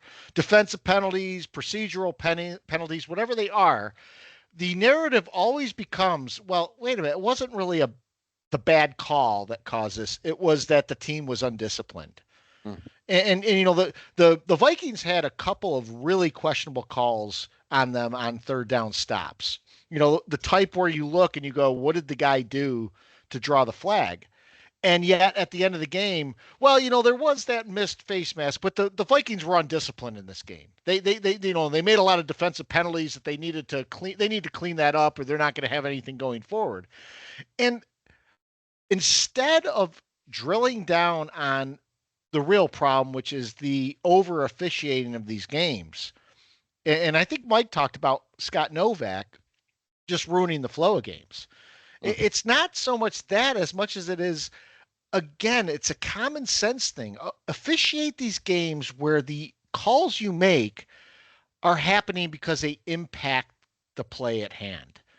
Whether it's a illegal man downfield, a defensive hold, whatever it is, it needs to have a material impact on what's going on. You're either you're obstructing a receiver that's going out. You're holding a man who's about ready to go to the quarterback. Those are the calls that we should be making. And you're going to see probably 7 flags total a game if those are the plays you're calling. But no, we're calling all this other ancillary bullshit. And what happens is no one wants to call the refs out for this. So what the end result is the team that's drawing the most flags that day is undisciplined. And it happens week after week. The Giants and Vikings both are two of the most, they're two of the least penalized teams in the league. And yet when they do have these penalties, they're undisciplined for that game. Oh, look at all this. The Giants are undisciplined. The Vikings are undisciplined. You should be calling out, and I know it's not right and you get fined for it. They should be calling out the officials, because if Malik Neighbors drops a pass that's a key pass, he takes shit for that. He gets rated for that.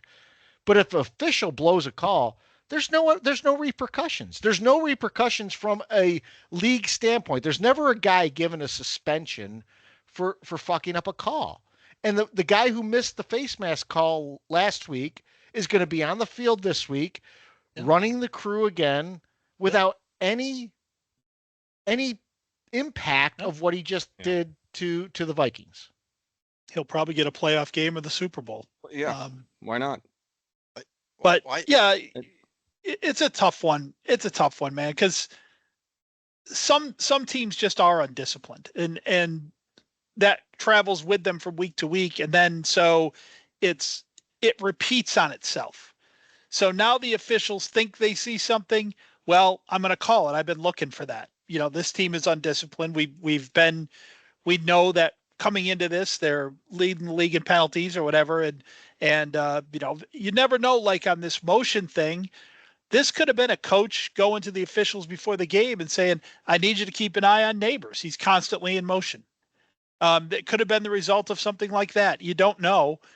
But your point about the these calls that don't impact the play, and I know a lot of people might say, well, maybe that player would have been impacting the play had he not been held or had he not, whatever.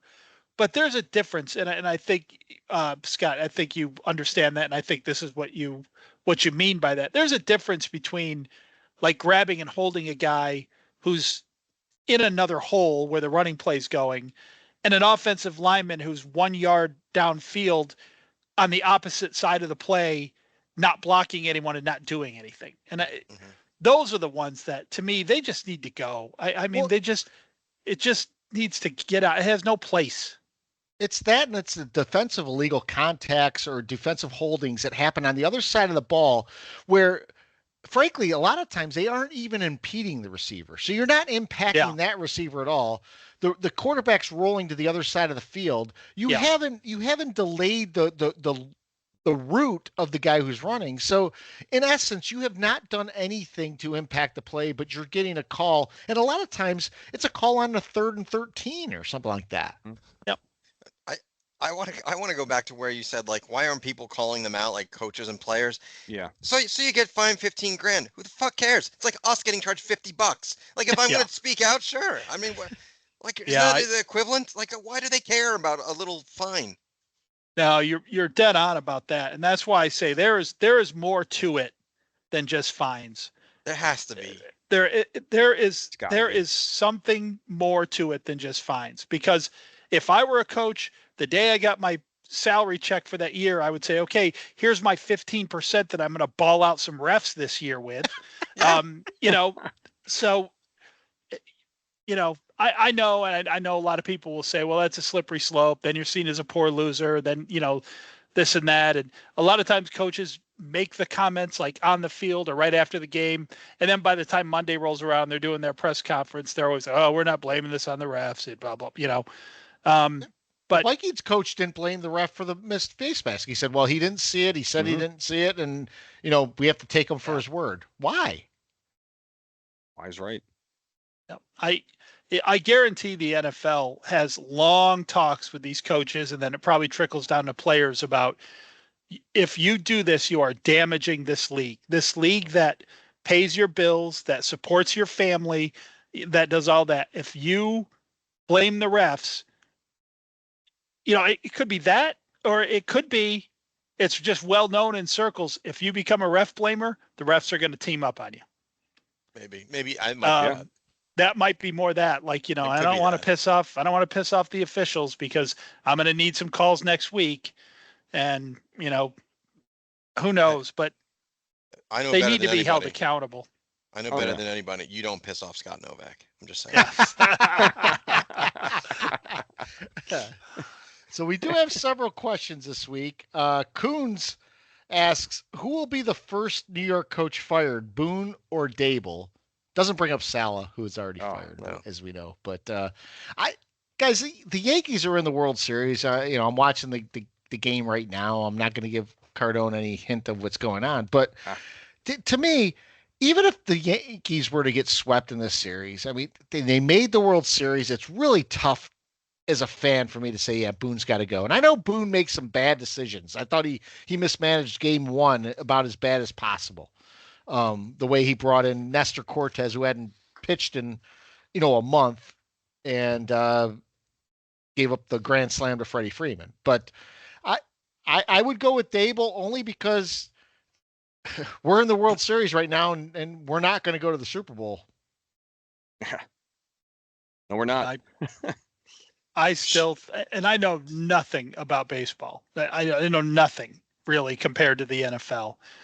But I think Dable has a longer leash than Boone from what I hear.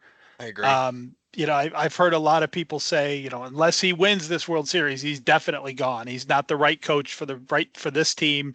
I don't know if that's true. I know nothing about it, but based on just kind of what I heard, my gut feel, unless the Yankees pull off something miraculous here, in this series. I think Boone's probably gone before the NFL season's even over.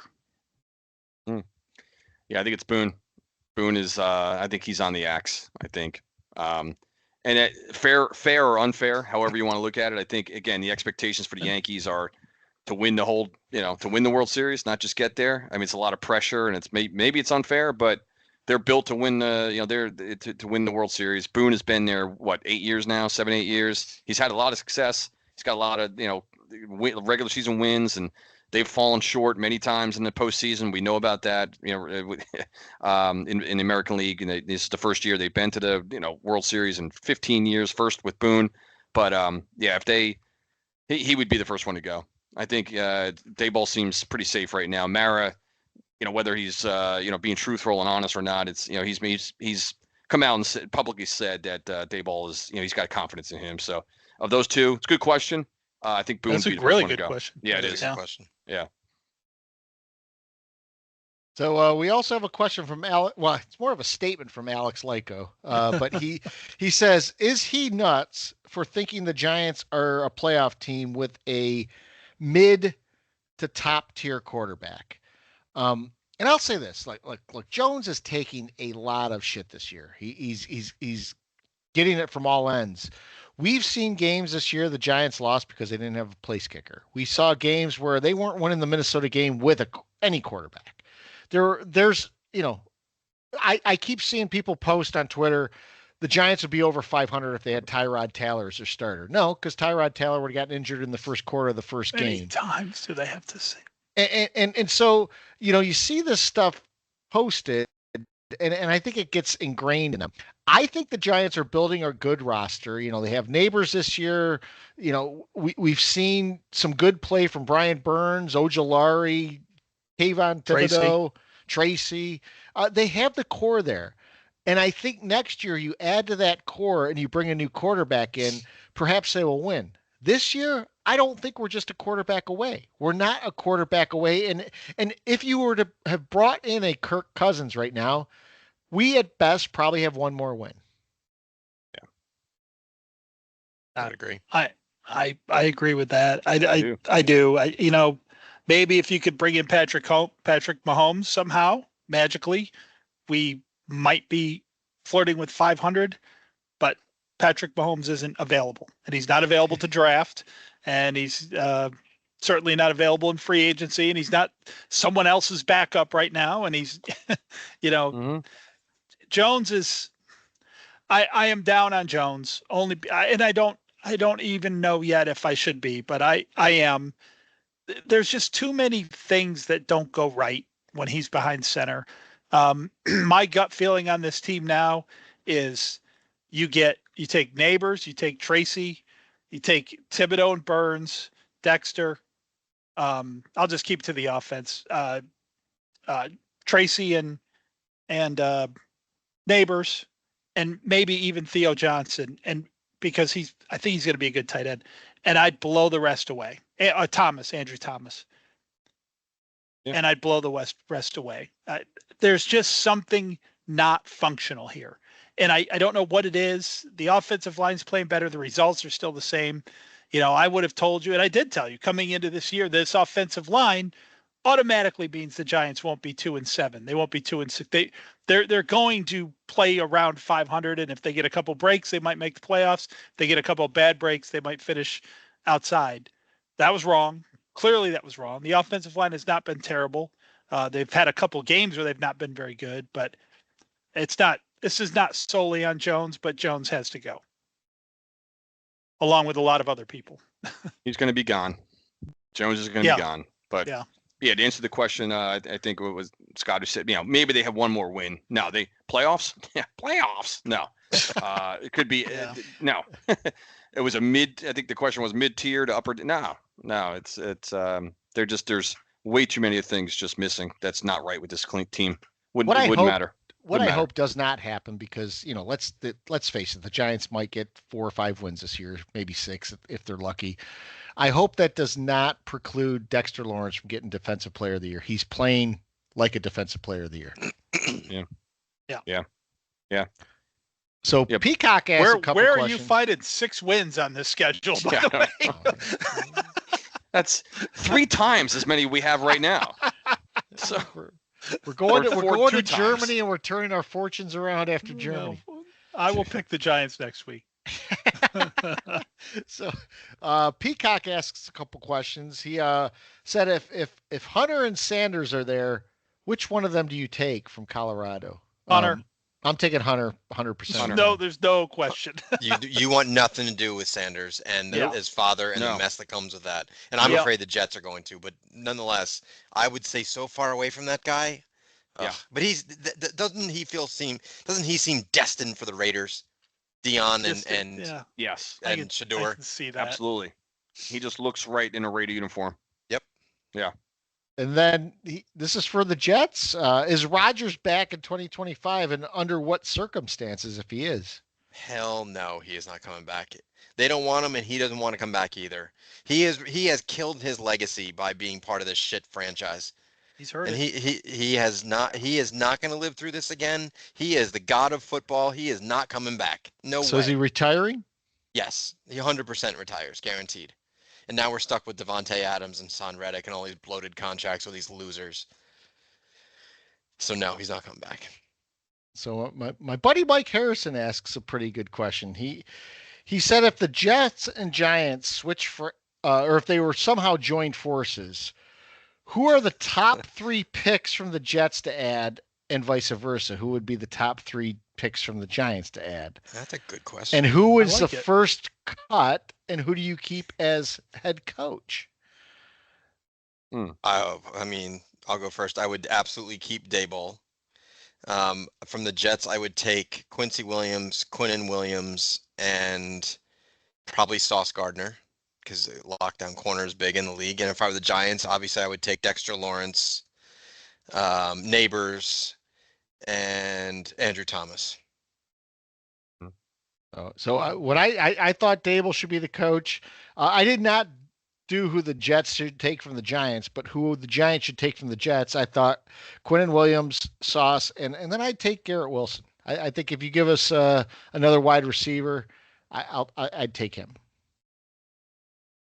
Yeah, hard to argue with any of that. I mean, I completely agree that, if I'm cherry picking things, I want to join forces and start with one team. I want a defensive line and I want an offensive line. So I'm taking Thomas and Dexter immediately, and then it's probably Neighbors.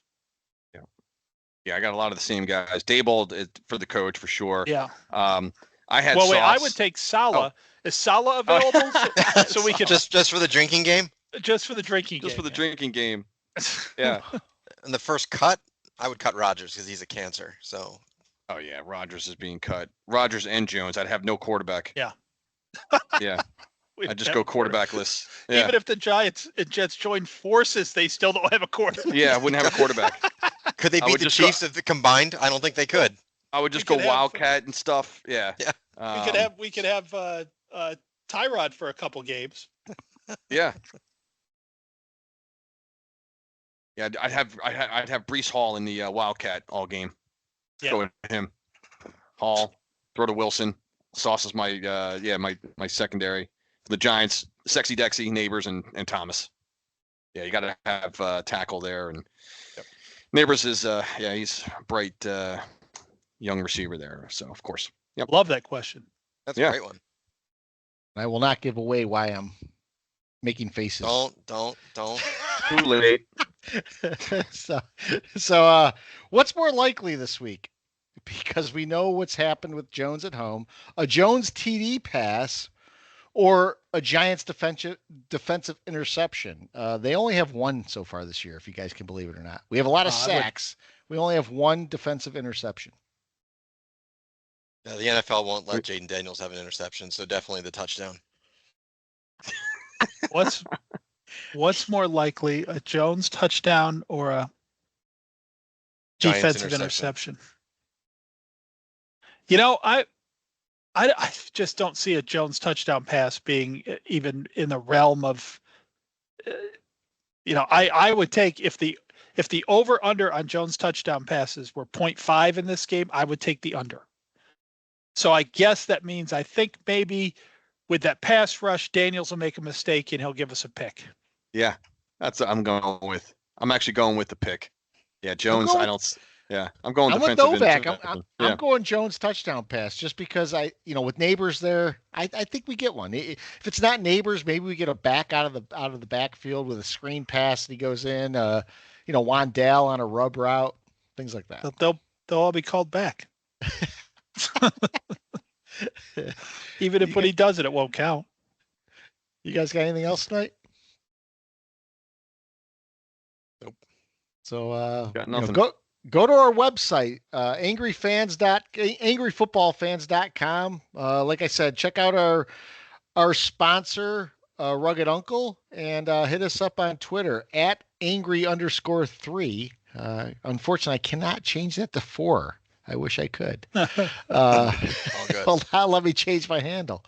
But next week we'll be back. We'll talk about the Giants Commanders and the Texans Jets, and we'll see if anything is different. I'm not really sure it will be, but you guys never know.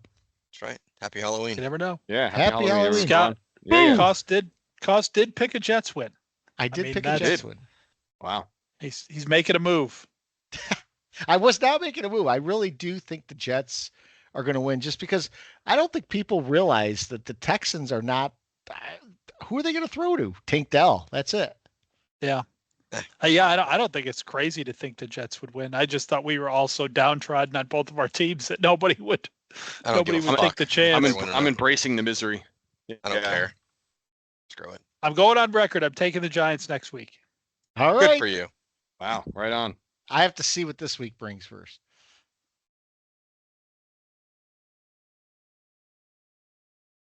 All right.